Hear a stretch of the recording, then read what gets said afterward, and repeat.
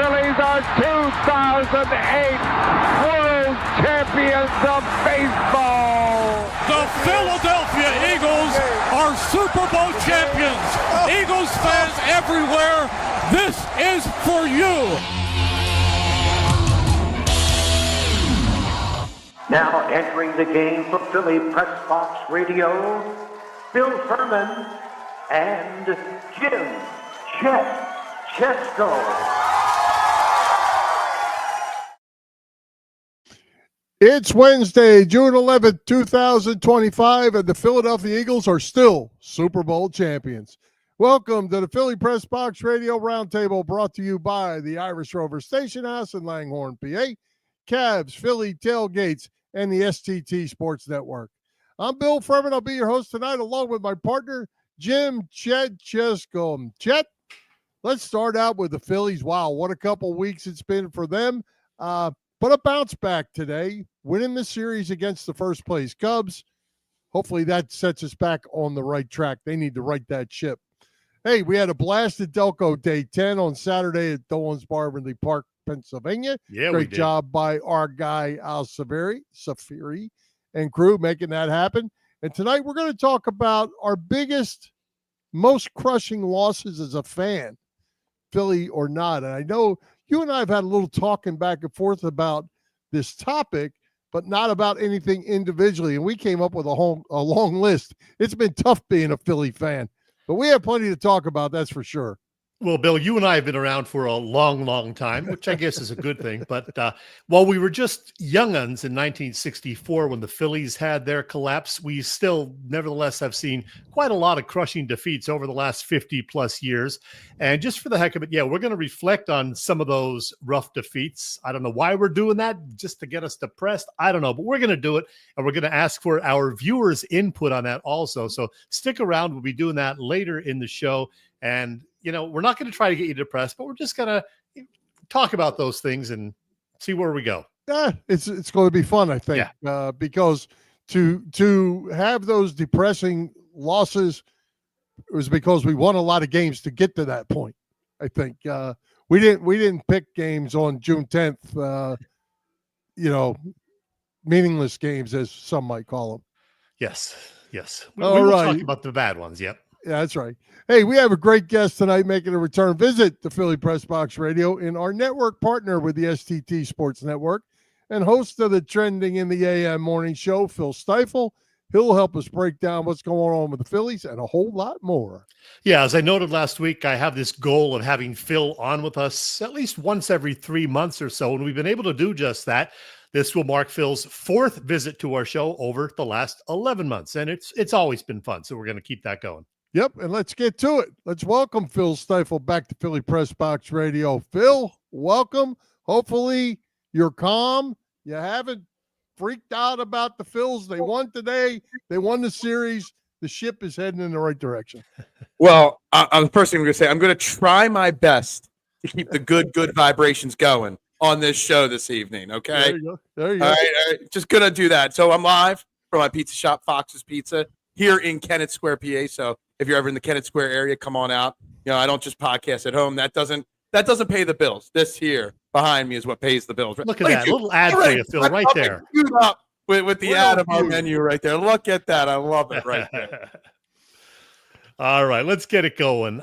Phil, great to see you again, first of all. Let's start with some Phillies talk. Given their recent swoon, 9 losses in 10 games before taking 2 out of 3 from the Cubs, the recent skid is a concern, sure, but is this Phillies club without any major trade deadline moves capable of making a postseason run? Okay, so there's a difference there. Making a postseason run, absolutely. This Phillies team, no matter how frustrated I get with them, no matter how frustrated fans get with them, there's still a lot of talent. This Phillies team is going to win 90, 95 games, and it doesn't matter how bleak it looks. There is enough talent, even with Bryce Harper potentially being on the injured list for weeks or a month or two. They're still going to win 90, 95 games. There's no doubt in my mind about that. Making the playoffs, you're going to do that at 90, 95 wins. But I answer your question with a question. I know that sounds like a cop-out. Is making the playoffs good enough? No. And to me, the answer is no, it's not. And that's why I get so frustrated, because for the last 2.5, 3 years, we've seen the same song and dance. They were one of the best teams, if not the best team in baseball last year up to the London series. And what happened after the London series? They went on a 500 run the rest of the season, had an early playoff exit. This is the same thing that's been happening now for 2.5, 3 years. And that's why I get so frustrated because, what's changed? Not just player-wise, culture-wise, attitude-wise, leadership-wise with this Phillies team. Nothing has changed. It's the same old song and dance. It's like those old books, the Choose Your Adventure books back when we were kids. Turn to page 37 if you want to do one thing. Turn to page 18. The problem is, in this adventure, both pages you turn to have the same results, which is going to be falling apart when it comes to the playoffs in the most important time of the season. Well, Phil, I think the thing that the Phillies certainly thought was going to happen is they thought their offense was going to be good. It hasn't been, which has put more pressure on the bullpen, which I think we all felt before the season started wasn't as good as last year, at least on paper. And that was when we thought Romano was actually going to be okay, and he struggled mightily. They got it. People say, hey, do something, right? Get more relief pitching, whatever. But maybe you need bats because you got a left fielder and a center fielder situation, and a catcher for that matter, and a second baseman for that matter, that aren't really contributing much. Yeah, you know what? The bullpen we all knew from day one was going to be a question mark this year. We did not expect Bryson Stott to regress. We did not expect Alec Boehm to kind of plateau and not really do much. The left field position, we talk about the offense. I mean, we went from Austin Hayes, our big trade deadline acquisition last year. We bring in Max Kepler, and the story was that Max Kepler was going to just magically find that all-star form he had 2-3 years ago when he was injured last year. So I'm not sure why people expected Max Kepler to be better. I don't know why people thought Brandon Marsh was just going to magically become this great baseball player. We should have seen. We saw the bullpen issues coming. We should have seen these issues coming with the bats. We should have seen the decline at the plate in JT Realmuto. And I know he's had a couple solid games in a row here, JT, but at this point in his career, you can't expect that to last very long. It's one thing when JT Realmuto gets a little old and a little slower. It's another thing when Stott, Marsh, and some of these young players like Alec Boehm kind of not just plateau, but regress to an extent. And that's a very concerning sign to me. Everybody blames the hitting coach probably a little too often, in baseball when teams struggle. But it's really saying something that not one young player on this Philadelphia Phillies team has gotten better over the last couple of years with their plate approach, with their style at the plate. And Bryson Stott's a big one to me because I had a lot of potential and a lot of hope in this guy to be a leadoff hitter, to be a regular player on this team. The guy's just not good. He just can't be trusted every day out there. And it really breaks my heart because I really do think there's talent there. But, not to blame the hitting coach, but you kind of got to look in that direction when you see guys like Stott and Marsh just stalling in their careers. Well, Boehm has picked it up a bit the last few games, which is great to see. Bryce Harper, of course, on the injured list right now, is not having a great season, certainly, but he's still a very important guy in that lineup. How much is his absence, do you think, hurting him and, his impact on the lineup, Schwarber and others? And is Bryce Harper ever going to be the Bryce Harper again, or at 32, is he, firmly on the downside?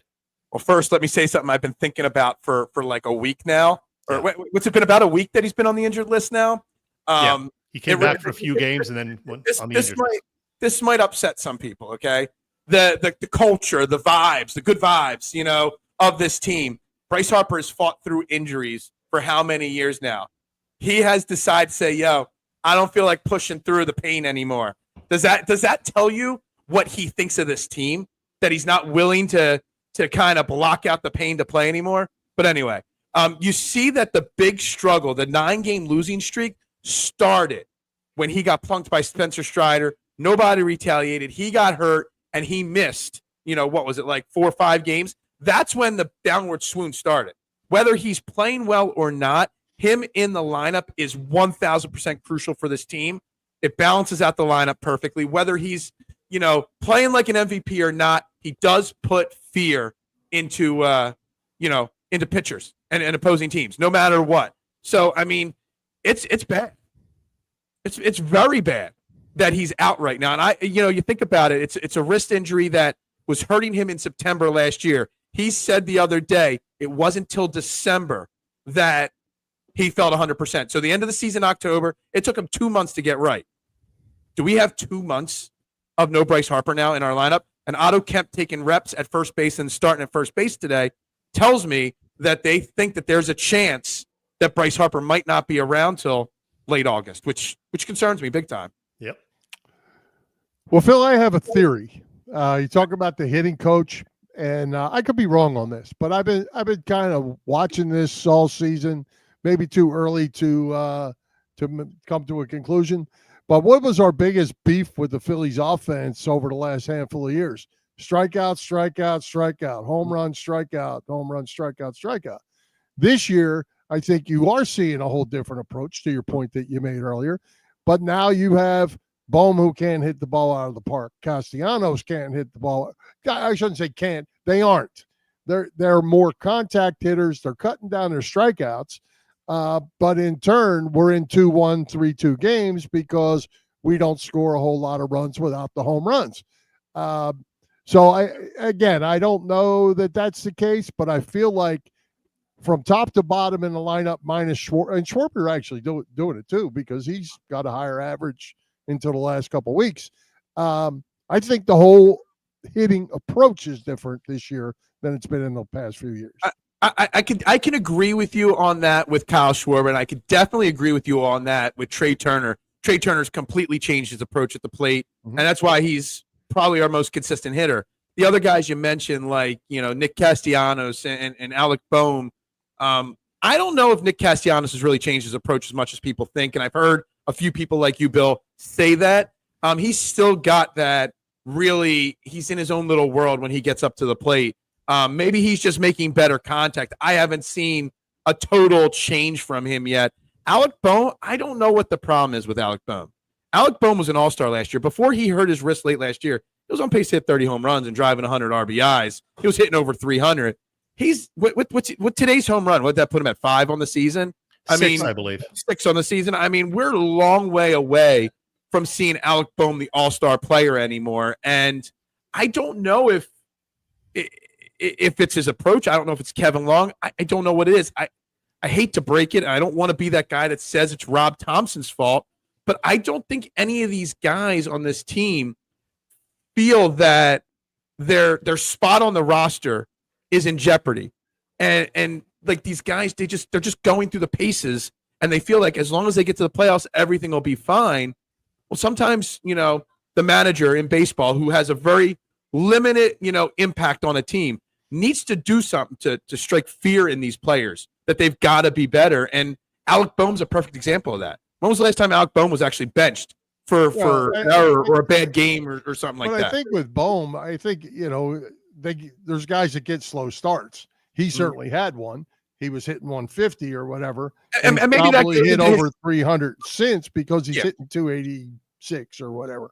Maybe some of that was the injury, and he didn't have a full off season because he was rehabbing his injury and getting right. And then he got that little mental block in the playoffs last year. Mm-hmm. Maybe you can make that excuse for him a little bit.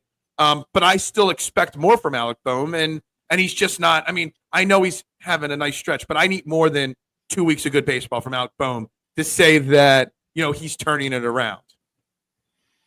Well, Phil, we could talk Phillies all night. It's going to be interesting to see what they do in terms of, trades approaching the deadline. Will they add a bullpen piece? Will they add an outfielder? But we got to talk a little Eagles. I mean, it's just about 4 months to the day since they won Super Bowl 59.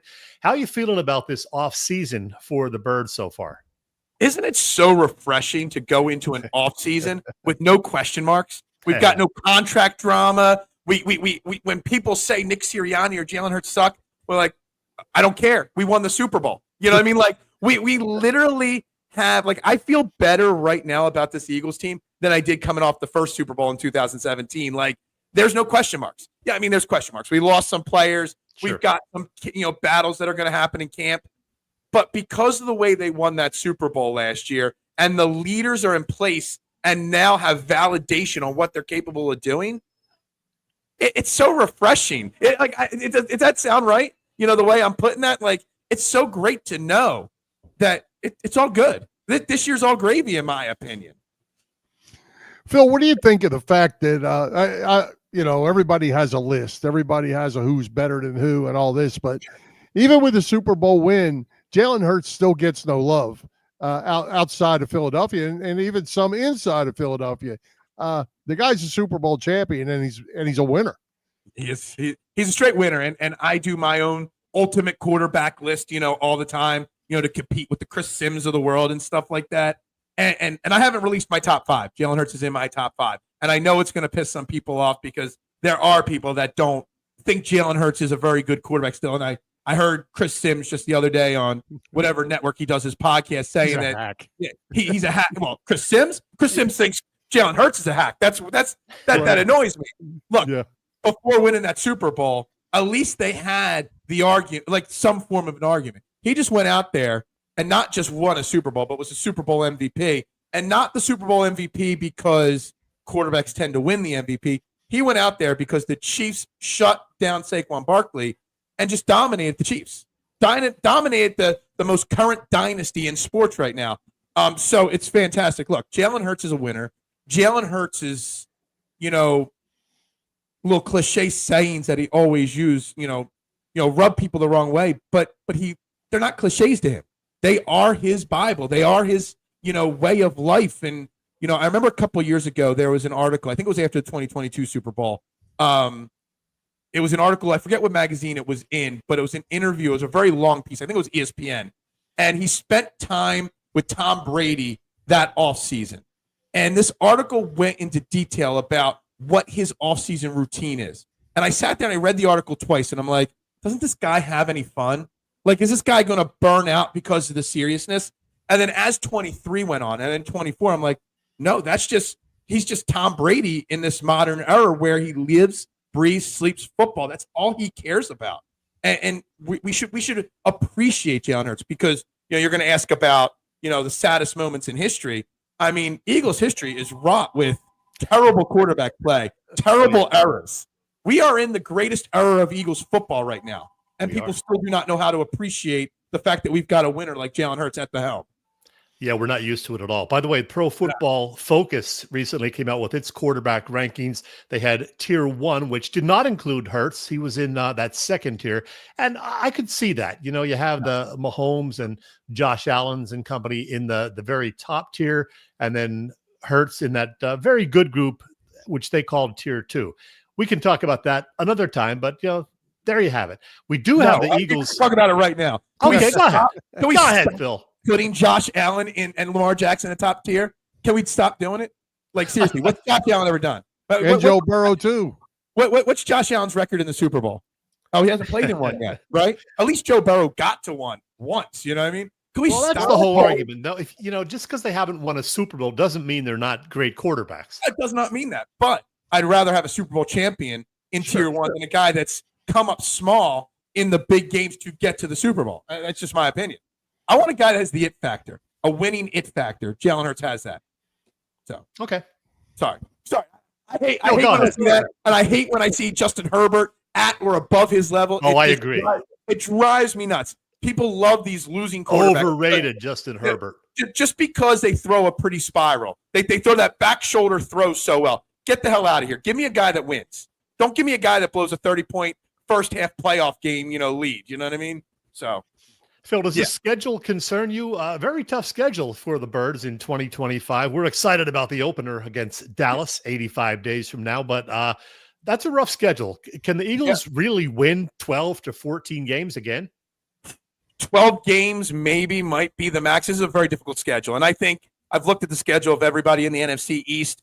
11 to 12 wins might be the Eagles' max, and that is not a knock on their talent or what they're capable of doing. I still think they can get back to the Super Bowl and maybe win it again, depending on health and the way the ball bounces. But that is the first 5 weeks of that schedule is very difficult. Even the home opener against Dallas. I mean, you're going to be raising the banner. It's the home opener. It's Dallas. There's a lot that's going to go into that game. They could even lose that first game. You got the Chiefs. You got the Rams. Great teams, obviously. The Buccaneers, the Broncos are, kind of turning things around. Very tough. And then you get to the last 3 weeks, Washington twice and the Bills. You better win a lot of games between week 6 and week 15 because those first 5 and those last 3 weeks are going to be extremely difficult. And, the Eagles very well could finish 11-5 or 11-6. They can very easily lose the division to the Washington Commanders. I don't think they will, but they could. So they better be prepared. They better be focused. What did Lane Johnson say? You got to stay hungry. No complacency is what he said yesterday. They got to live and breathe that attitude because it's going to be a very tough season. Speaking of hungry, Bob is hungry for one of your pizzas. What's Dover? Dover's like an hour and 20 minutes from Kennett. Come on up sometime. There you go. What we got to do? We got to get Philly Pressbox Radio to do a live show right here from the pizza shop one Wednesday night. That would be, and then all the Philly Pressbox Radio people can come on out. There you go. That sounds like a throwing that out there. Hey, Phil. First of all, just a note before we get to my question: the Commanders they're going down. They're not coming up. Write it down. Defense. Maybe. Let's talk defense. Well, there's tape out on them now. Yes. There's no tape last year. We'll see how it goes this time around. So let's talk defense. Speaking of tape being out there, we got some holes to fill. We got people we think returning who can fill those holes, and we drafted to fill those holes as well. How you feel about the let's call it different personnel defense? I'm cautiously optimistic. Okay. I know that's kind of like not really answering the question, but until we see them on the field, we just don't know. Keely Ringo, replacing Darius Slay. Well, why wasn't Keely Ringo replacing Darius Slay last year when Isaiah Rodgers and heck in the Super Bowl, Avonte Maddox came in, not Keely Ringo at one moment? Keely Ringo's still pretty young. People don't realize that he's just 22, 23 years old, even though he's entering his 3rd year. So it's a big year for Keely Ringo. Safety, losing Chauncey Gardner-Johnson. It's a huge loss, whether it's because of money or, as Chauncey says, because of something else. It's going to be tough. It's going to be very tough. But I got confidence in Andrew Makuba, the rookie. Sidney Brown, I'm not really sure about. Linebacker-wise, Nakobe Dean's probably not going to play this year, in my opinion. We need to see when Jahad Campbell is going to be ready to play. That's a big question for me because I know a lot of fans are hyping up Jeremiah Trotter Jr., but I think they hype him up because of the name. He really hasn't done anything on the field just yet to prove himself. So I'm a little concerned there as well. But the rest of the defense, I mean, as long as you got Jalen Carter, as long as you got Quinion Mitchell and Cooper DeJean, Zach Bond, the defense is going to be very good. Vic Fangio, he knows what he's doing out there. He's got every guy on this team that is his choice of guys. By week 4, week 5, this defense will be humming along again like they didn't miss a beat. Hey, Phil, Bill and I have talked about golf maybe 3 times in 11 years on our show, but you do a weekly show on it, Fairway to Heaven, and you did a big show Tuesday night about this weekend's U.S. Open golf major at Oakmont Country Club in suburban Pittsburgh. Did you make any predictions?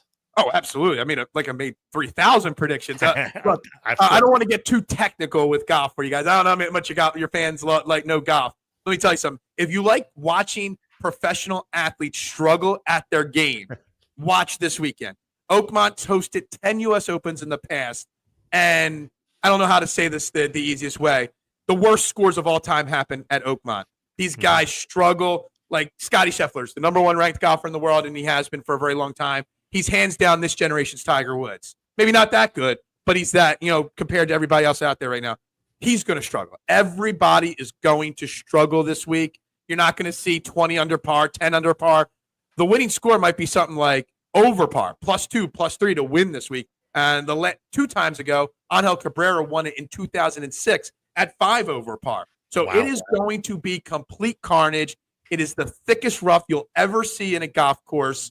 I enjoy the carnage. I love to see the professionals look like me on a regular average Joe Schmo course. So I'm all for this week. And I love the U.S. Open because of every year the U.S. Open is carnage. Not as much as this year, but it always is. But it's the only event that you two and me could, in theory, go perform in. Like, you go to your local sectional, and if you qualify to the regionals, and then you qualify for the event. The one guy that I have on as a guest regularly, Rashad, he tries to qualify every year. Now, he hasn't qualified ever, but he goes out every single year and tries to qualify for the PGA Tour. And I love that. That's the U.S. Open. That's what I love about the U.S. Open. It's the everyman tournament. Hey, Phil, Jane says the golf thingy in Pittsburgh going to be crappy weather. They're calling for bad weather Thursday or Friday and Saturday, I believe it is. And that actually can make the golf course a little easier, actually. If it rains a lot, it makes the course softer, which means the ball won't roll out as far into the rough or off the green. It also, if it rains hard enough, might mat down that really thick, heavy rough a little bit. So in theory, for this course specifically, it actually may help some of the golfers if it does rain a lot on Friday and Saturday like they're predicting. But they'll play through the rain pretty much this weekend. Hey, Phil, before we run out of time, I want to hit you on two things at one time.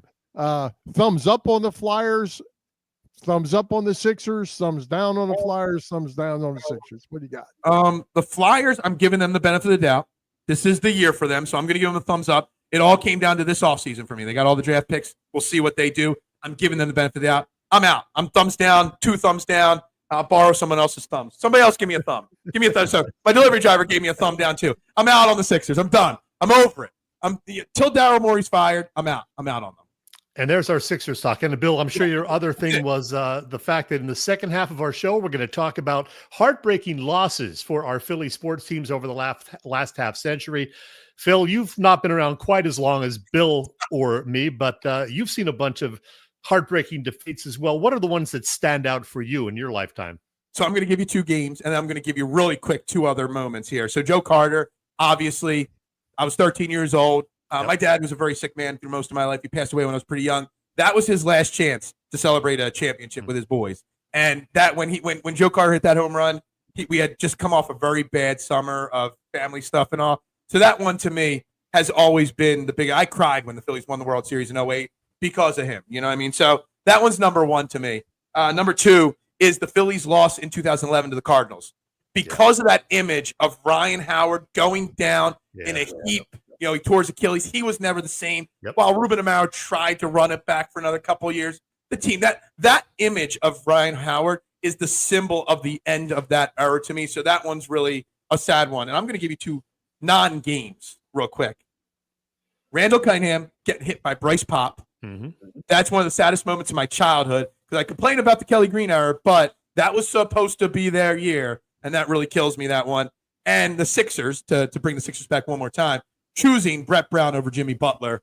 That's all I'll say about that right there. All right. There you go. Those are all good. And the first 2 you mentioned, of course, are in my top 10 and probably in most people's top 10. Yeah, I mean, I'm not old enough to remember the 64 Phillies. Sorry. I don't remember. I was alive for it, but I wasn't. Okay. Yeah, I didn't put them on my list just because it's too vague, but I remember it, but too vague for any details.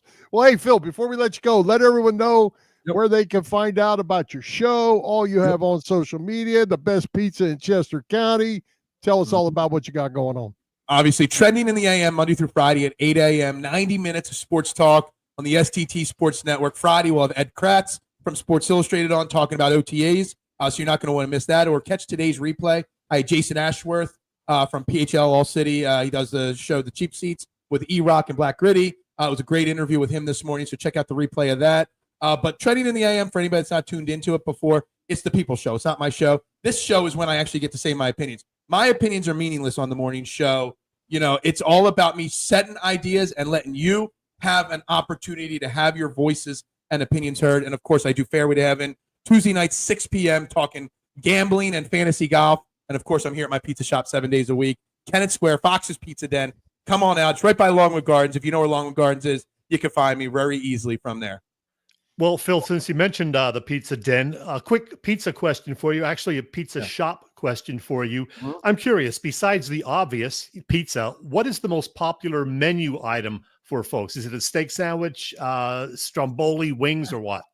I think appetizer-wise, we make a killer cheesy breadstick appetizer, and I would say I could probably convince 95% of the people that come in here that get a pizza to get an order of cheesy bread with their order. And they will guarantee to come back, not just because of the pizza, but because of the cheesy bread.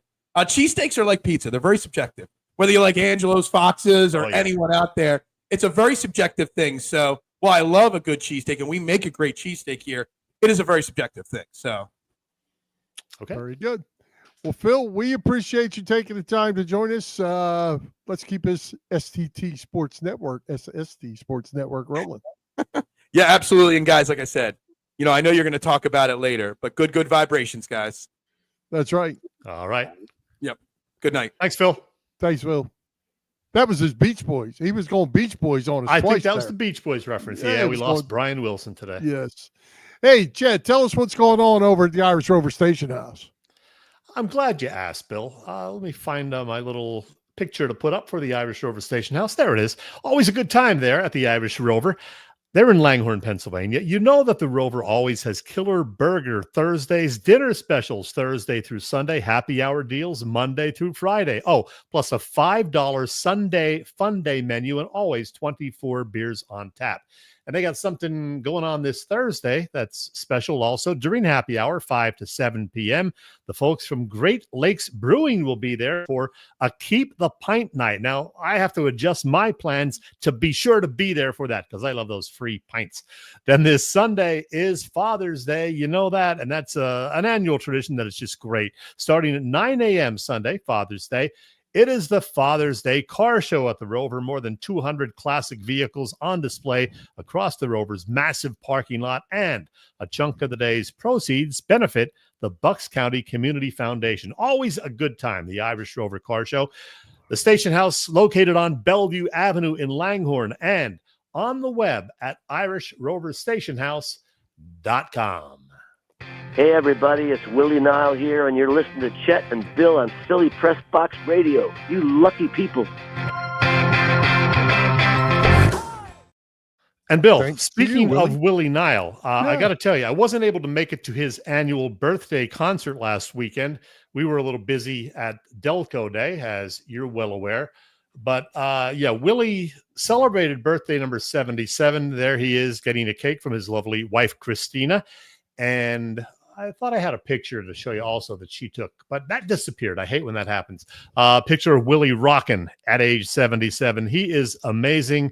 So a few days late, happy birthday to Willie Nile. Absolutely. Well, hey, Chet, you mentioned Delco Day. You and I had a chance to meet up last Saturday at Dolan's Bar in Ridley Park for Delco Day 10. We've been talking about it for several weeks in preparation, and it didn't disappoint. No, I got to tell you, we had a good time. I got there around 2:30, stayed till almost 7:30. I enjoyed a few of these. Garage beer. I went with the lime. You went with the regular old Garage Light. Garage Light. Yep. Garage Light. Yeah. Good stuff always. Jason Kelsey endorses it, as you're well aware. We had a real good time, and it was great to see our old pal Al, of course. There's the three of us. And kudos to Al and Chris Hollywood Holbrook. There's Al and Chris getting some kind of an award there. And they just did a great job organizing this. It was the 10th year for it, and they had a great turnout. There were all concerns about the weather, but other than a passing shower or two, it actually held off most of the day. And so they had a great crowd. We enjoyed it. They had a bunch of bands. Several of them were very, very good. So I would say a success. I'm sure they raised a bunch of money too. Absolutely. And good seeing Bob Moser. First time we've seen Bob, or you've seen Bob. For me, it's been many, many years. So many years. Good to see him. And just a fun time. And they're going to be doing it again for 11 next year. I don't know if it'll be at Dolan's, but it was a good setup. Plenty of music, plenty of food, plenty of drinks, plenty of people, plenty of good time. And all for $6.10, and all to raise money for the Headstrong Foundation. It was a win all the way around. Yeah, Bob had a good time, as he said, and we had a good time. We saw some old friends. El Wingador was there. The Philly sports guy was there. And yeah, $6.10 to get in. It's been that way every year. They said they're keeping it there. No inflation on that front. 610, of course, the area code for Delco. And Big Al and Hollywood Holbrook yesterday morning got to do a 10-minute appearance with Preston and Steve live on their morning radio show, 93.3. And they, of course, killed it right there as well, talking about Delco Day and Delco Live. Yeah, and for anybody who would like to see that, Al posted that on his Facebook page, Al Zafiri. You can look it up. It's a very nice interview. loaded with Delco stuff. If you want to hear the whole story, it's how long you think that is? Maybe 8 minutes? It was 10 minutes. Yeah. 10 minutes. But it's a good listen. And you get the history of how Delco Day started and all that. And great job by Hollywood and Al in that interview as well. And good job by Preston and Steve and Casey Boy. Yeah, absolutely. Doing a good job with that. So good. They gave great Casey job. Boy an award for, Mr. Delco or whatever. First Mr. Delco legend ever. Yeah. That was really good. Very so, hey, cool. good time by all. Next year, it'll be right around this time, June 10th, right around whatever that Saturday is around June 10th. Plan on being there. I predict it will be June 6th next year because the 7th will be a Sunday, which means the 6th will be the Saturday. They try to do it on a Saturday, close to the 10th every year. Yep, that's it. There you go. Let's move on, Chet, and tell me what could be better than a summer of Phillies baseball and tailgate with the best tailgaters in Philadelphia. Bob Cavanaugh and the gang of Cavs Philly Tailgates. Well, Cavs Philly Tailgates has been cooking up a terrific catering business for 35 years now. Known best for their tailgate parties, Cavs is a 3-time winner of Philly Tailgate's Jack Daniels Great American Tailgate Party Contest and a past winner of the Philly Daily News Tailgate Award. Cavs does corporate events and parties as well, you name it. Of course, Cav hosts tailgates before all Eagles games outside the link. And there will be a bunch of tailgates outside Citizens Bank Park this summer. They got one coming up soon, as a matter of fact, before the Phillies and Mets game. They got one before the Phillies and Angels, Phillies Red Sox games in July. Cav will also be hosting a tailgate outside the link on September 4th before that Eagles Cowboys season opener. Get details on all upcoming events at Cav's website, phillytailgates.com. And if you do have any questions, you can email them at cavscatering@verizon.net. Cavs Philly Tailgates is the way to go. There you go. Hey, Chet, last week I gave a little homework assignment for you and the viewers, and now's the time to get everyone's input. So what we're going to talk about is your biggest / most crushing loss that you've experienced as a fan. Doesn't have to be Philly related, although most likely it will be. Viewers, make your comments, give it some thought. Hopefully you've been thinking about it. Put them in the comments section. We'll flash them up here. Chet, you and I went through, as I said, you told me last night, I guess it was, that you had 13 or 14 on your list. Yeah. I went through and I ended up with 13 or 14 on my list. I whittled it down to 10. It was kind of fun. A lot of memories, not all good ones by any means. Yeah, not at all. And as Phil said, that Joe Carter home run is usually on most people's list. It's on my list, but it's not near the top. There's a whole lot more painful ones than that to me. So, who's on number one on yours? Let's work your list down. I'm not starting at number one. I'm going to tell you some of the lower ones first. Right. First of all, I eliminated the Fog Bowl, which was disappointing because, the Philly or the Eagles made the postseason under Buddy Ryan, never won a playoff game under him, but that was their big chance. And then the fog rolls in by halftime in Chicago. Couldn't see what was going on, even though Randall threw for 400 yards. We didn't get to see much of it because of the fog. Right. Eagles lost the game, and there you went. There it went. That was on New Year's Eve, by the way, at the end of the 88 or 89 season. Yep. We had a lot of Sixers postseason losses. We had the Flyers 2010 Cup loss, which ended with that Patrick Kane goal in the final game. The Phillies 2022 World Series loss didn't even make my top 10 because I just thought Houston was the better team, so I didn't even put that one in my top 10. Some of the ones in the bottom half of my top 10, Bill, the Flyers losing the 1980 Cup Finals to the Islanders, 4-2. Damn you, Leon Stickle. Leon Stickle. Is that one on your list? No, but because I couldn't remember. I remembered Leon Stickle, and I remembered the Islanders, but I couldn't remember the year. I couldn't. Yeah. I remember I was down the shore. I was down Wildwood for some reason. And before going out to do whatever I was going to do on that particular day, I got to watch the end of that game and left very disappointed. The Flyers losing game 6 in overtime after that call earlier in the game. Leon Stickle missing offsides. Also on my list, lower half of the top 10 or bottom 10. After a record 102-win season, the Phillies dropping the 2011 NLDS series to the Cards. Ryan Howard getting hurt on the last play. Phil mentioned that one. I had the Eagles coming up short in Super Bowl 57 versus the Chiefs. That late James Bradbury holding call, of course, really did them in. The Flyers losing Game 7 of the 2000 East Finals to the Islanders. Scott Stevens ending the career as a Flyer, anyway, of Eric Lindros. That one hurt. Not me, but Eric will hurt me too.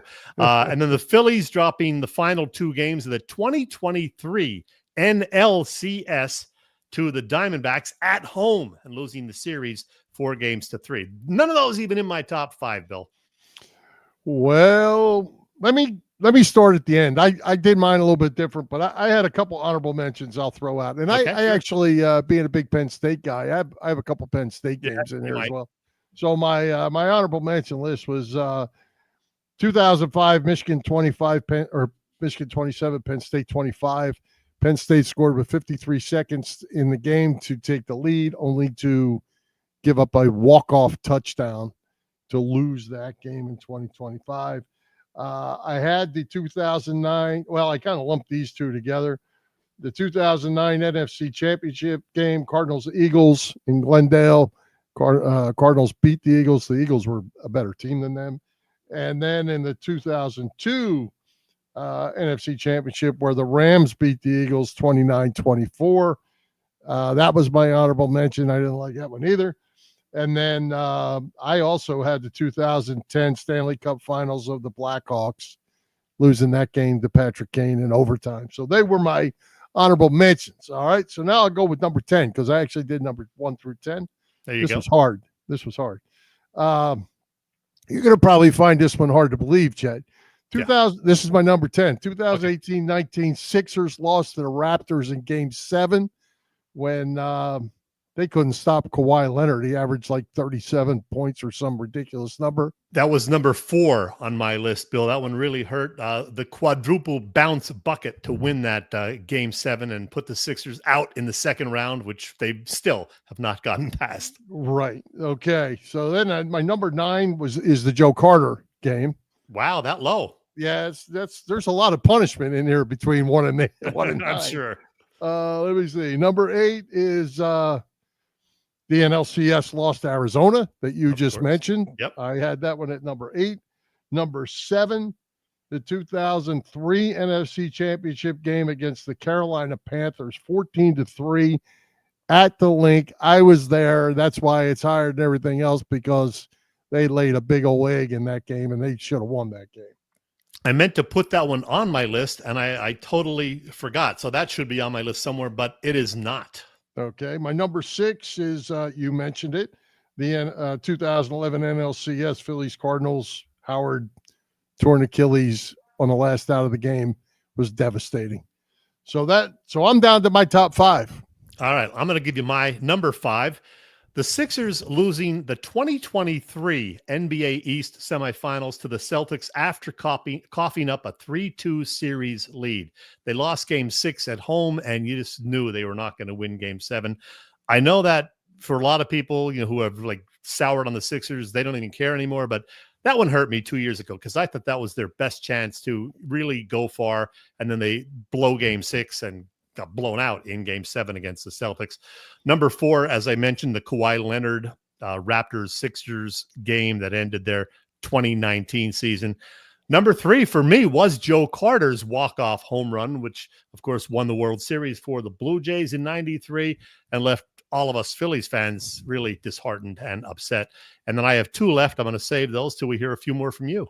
All right. So my number 5, this one, there's a long story to this. November 6, 1999, Penn State, Minnesota. Penn State 9-0, Minnesota 6-3. Penn State's ranked number 2. They lose the game on a miracle play that led to a walk-off field goal. They lose 24-23. They were 9-0. They ended up losing again the next week and again the next week. then they finally won the bowl game. That was the end of Jerry Sandusky as a Penn State coach. But they ended up going 26-33 over the next 5 years. It was the worst era of Joe Paterno football, and it all started on that walk-off kick against Minnesota when they thought they were going to play for the national championship. And so that one was a rough one. Number 4, you probably don't have this one on your list, Chet. 1976-77 76ers. Losing to Bill Walton and the Portland Trailblazers 4-2. They were up 2-0. Got swept out after that. And I went to all the home games in that series. Let me interrupt you, Bill. Let me interrupt you. That was number 2 on my list. Oh, Sixers was it? blow 2-0 series lead in 1977 NBA Finals. Yeah, they won the first 2 games, then lost the next 4, and then they owed us 1, and then they owed us 2. Right. And that was Dr. J and George McGinnis. It was Dr. J's first year. Yeah, Dr. J's first year as a Sixer. Yeah. Doug Collins was there. Darryl Dawkins. Darryl Dawkins, yep. Yeah. All right, my number 3. Where'd it go? I don't know about this one, Chet. 1987 Stanley Cup Finals. Edmonton won game 7, 3-1. The Flyers were down 3-1, came back to 3-3, and that game 6 was the J.J. Daniel goal that they said the goal that rocked the spectrum, shook the spectrum. Goal that shook the spectrum, but then they went back out to Edmonton for game 7, didn't have enough juice, and they lost that. I thought they were going to win that Stanley Cup. I actually forgot about that. I thought about the 1985 series when they lost to Edmonton. They played them tough, but still lost in 5 games. Now I forgot about 87. Yeah. 2 years later, they played them again. That's right. Yeah. All right. So you already gave your number 2. So I'll just go ahead and give my number 2. Well, we probably know about this one. January 19th, 2003, the last Eagles game at the Vet, the NFC Championship, Tampa Bay 23, Eagles 10. No one gave Tampa Bay a chance in that game. And Rondé Barber, where are you? They beat the P out of the Eagles. It is number 1 on my list, Bill. Number 1, as I say, Eagles fall flat in 2002 NFC Championship game against Bucks. Final game at Vet Stadium. Yeah. Frickin' Rondé Barber with the long touchdown interception return. And the Tampa Bay can't win in under 35 degrees. Are you kidding me? And what the worst thing was I had to watch that game with my brother-in-law, who is a Tampa Bay Bucks fan. Yeah. Well, I was not happy. And Joe Juravicius from Penn State was one of the big thorns in the Eagles' side that day as well.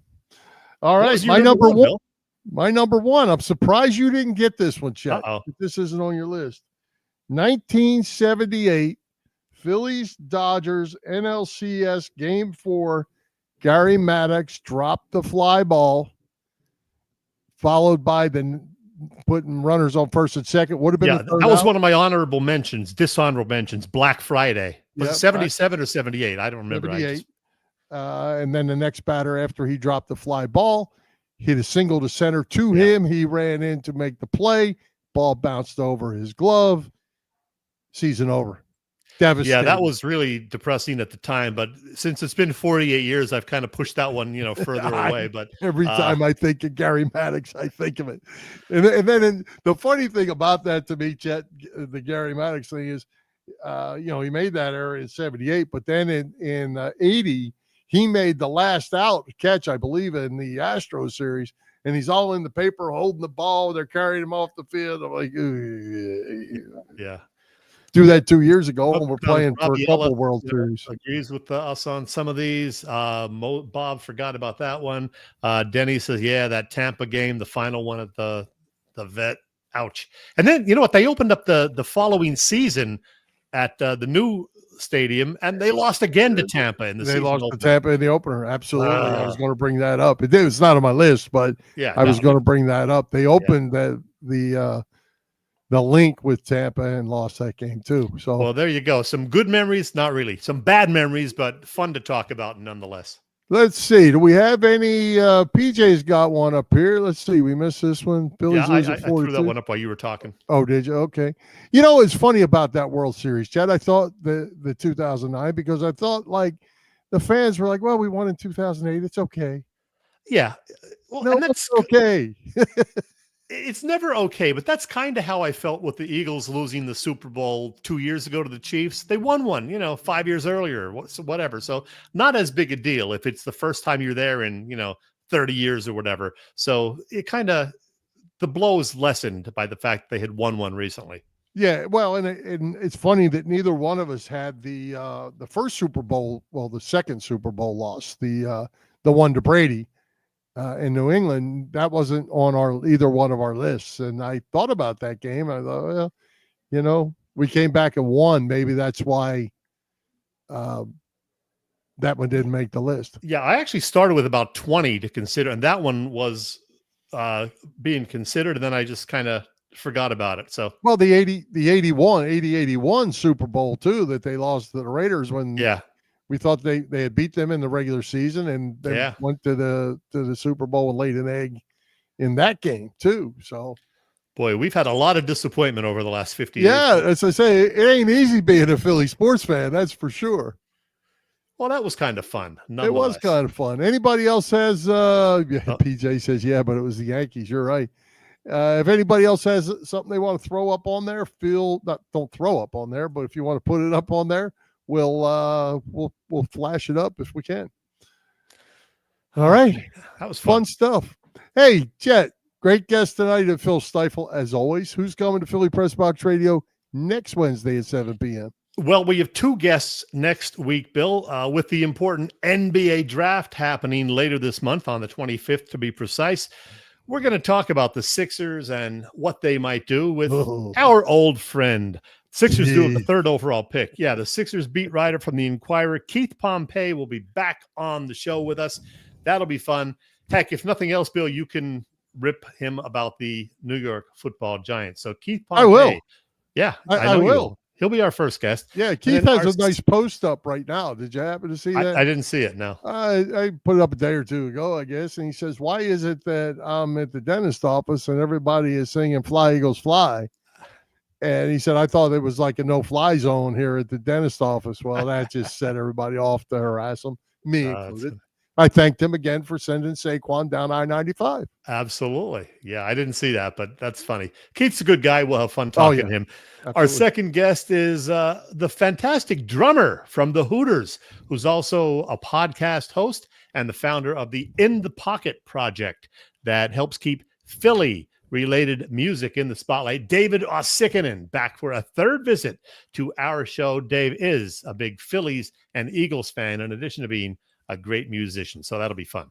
Yeah. The only problem is, Chet, every time we have Dave with us is I've got to do the pronunciation, and I'm going to have to practice that all week because David Osikinen. There you go. All right. Anything else you want to throw up? We got lots of music things. Icons. Tough week for the music world, Bill, as we lost a couple of legends, both considered musical geniuses, the first of which Sly Stone the other day, who with his band he had a slew of hits in the late 1960s and early 70s. So we lost Sly. That was a tough one. And then we got the news around midday today about Brian Wilson of the Beach Boys. Wow, just an amazing songwriter and pretty good singer too. I occasionally do those surveys where I ask people for their favorites from a particular artist. And the very first one I did was the Beach Boys a couple of years ago. And this is how that turned out. God Only Knows, Good Vibrations, Wouldn't It Be Nice? I Got Around, In My Room. So many great songs by them. Sloop John B, number 8 there, is one of my personal favorites. But California Girls, not even cracking the top 10. A lot of great songs by the Beach Boys. And boy, what a talent he was, Brian Wilson. Yeah, you could just make that list a playlist and just keep. Oh, yeah. Beach Boys' greatest hits. I have the CD, and I mentioned this on Facebook. This morning, I was actually looking for some Beach Boys songs because Brian Wilson's birthday is coming up in 9 days, and I post a song every morning. I was going to pick one out related to Brian Wilson and the Beach Boys. And then I get the news shortly after that he had passed. So Yeah, very sad news, Brian Wilson. Yeah. On a brighter note, Bill, I got this. The fact that both 82 years old, right? I believe so. Sly Yeah. and Brian. Yeah. Kudos to Eagles owner Jeffrey Lurie, who we learned on Tuesday has donated $50 million to autism studies because he's going to establish the Lurie Autism Institute via a partnership with Penn Medicine and Children's Hospital of Philadelphia. So kudos to Jeff Lurie for doing that. Yeah, you can't say enough about that. That's awesome. I mean, great to have the money. Great to be willing to do something like that with your money. And Bill, another uplifting story or item, the fact that Elizabeth Hurley turned 60 yesterday. She of the Austin Powers movies, known also for the comedy Mickey Blue Eyes, and for modeling for Estee Lauder for decades, the lovely Elizabeth Hurley. And yes, those are pictures from the last 6 months. Elizabeth Hurley, 60 years young. Yeah. I'm sorry. I'll just leave that one be. What She's happened to Kate? Where's Kate? I don't. Her birthday's coming up in July, I believe. Oh, that's Yeah. good. I don't Something to even look know forward when to. my birthday is. All right. What else you got? Well, that's all I got, man. That's all you Good win got? for the Phillies today. They really needed that. They took 2 out of 3 from a very good Cubs team. The biggest news for me was Jesus Luzardo pitching very, very well. 6 innings, 99 pitches, no walks, 10 strikeouts. He managed to stay away from the middle of the plate, which, he didn't do his last 2 starts when he got shelled. So getting Luzardo back on track was huge, and they got to keep that going. And you know what I read after the game, Chet? They thought that maybe he was tipping pitches, and that's why he got lit up. He used a bigger glove today, supposedly to cover the ball up better. And he also, in the stretch, had a little different motion. They changed it up just a little bit to try to change things up and keep them off balance. No walks, 10 Ks. Nice win, and they definitely needed that. Hey, I wanted to ask you something because you follow the basketball playoffs, or I guess the finals. Game 3 tonight. I'm following the hockey more than the basketball. What do you think of the fact that 3 days between games? It's like 17 days to complete these series if they go 7 games. That's a long time. It gives the bloggers and the reporters and everybody else more time to talk about things, more people to decide how they're going to make wagers on the games. And then the NBA and NHL have a deal where they, kind of alternate, so they're not playing on the same night. So that they stretch it out, and I don't have a problem. It's too long. What's the difference? It's way too long. Yeah. I mean, I don't know. I mean, I get Edmonton and Florida, they're flying across the world. Yeah. But you could drive from Indianapolis to Oklahoma City. Just 3 days to me is just a little too long. As they say, it is what it is. I have no rooting interest in this series, but I have made a couple of wagers on, points, rebounds, assist combinations, and those sort of things. But I didn't pick a winner for the series, although I think Oklahoma City's going to win.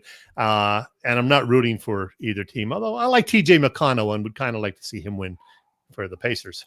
There you go. I'm going to root for the Pacers, but I ain't watching.